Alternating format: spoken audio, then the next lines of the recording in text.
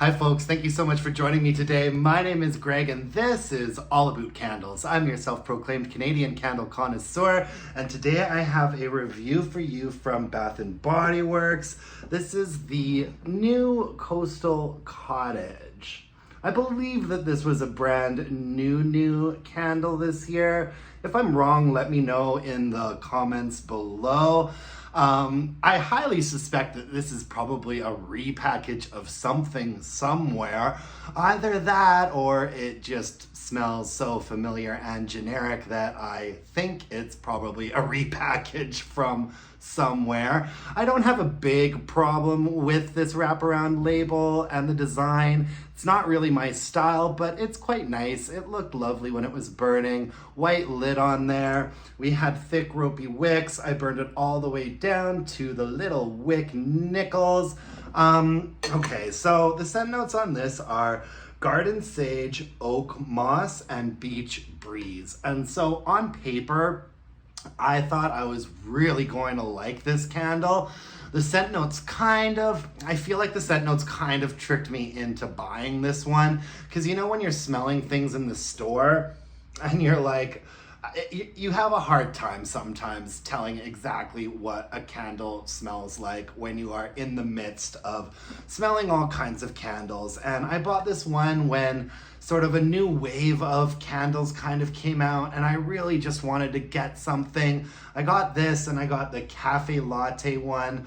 And like I said, this candle I feel a little bit tricked, although it was a nice burn. It was perfectly lovely. However, the scent notes do not mention bergamot. And bergamot is first and foremost, when I was burning this candle, what I got mostly was like a top note of bergamot. That's not listed here. Sage, oak moss, beach breeze.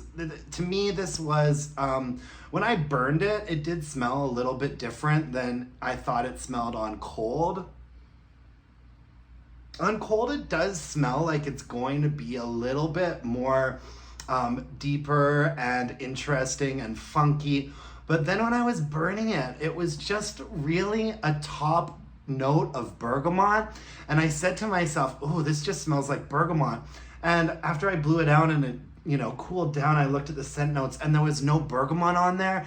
And so then I just couldn't get it out of my brain that this was just a bergamot candle in disguise. Let me know in the comments below if you smelled or burned this one and what you thought of it. But while this was burning, it became a very kind of one-dimensional bergamot and herbaceous candle for me. You definitely do have in the mid and the bottom range something that's a little bit funky, sagey, and mossy, which I enjoy. But like I said, I just felt like when this was burning, it was just like a pretty top-heavy, perfumey bergamot. And I found that the fragrance really flattened quite a bit. Overall, it's kind of underwhelming. I get it. We're in a cottage with flowers in the garden by the beach. It just wasn't very mind-blowing for me. I feel like the scent notes kind of roped me into buying it. Buying what is really just a fairly generic run-of-the-mill bergamot candle. Now, did I strongly dislike it? No. Was I slightly annoyed by it? Yes. But I just can't really bring myself to recommending it, and I definitely won't be repurchasing it. I wonder, this candle coming on the heels of such fantastic floral beach candles that we've had, like herbal floral beach candles that we've already had this year from Bath & Body Works, such as Surf Shop, You, Me, and the Sea. There are others. Like, all of those candles are far superior to this one. So this is really just almost kind of pointless feeling to me. I would rather have just been burning one of my Surf Shop backups or one of my You, Me, and the Sea backups. I'll move on to performance now. This candle did all right. It burned overall quite nicely. There were some burns in the mid-range that suffered a bit from drowning wicks, but it did correct itself in subsequent burns, so I don't really have any complaints about the burn quality. I'd say strength and throw, though, maxed out at about a 6.5.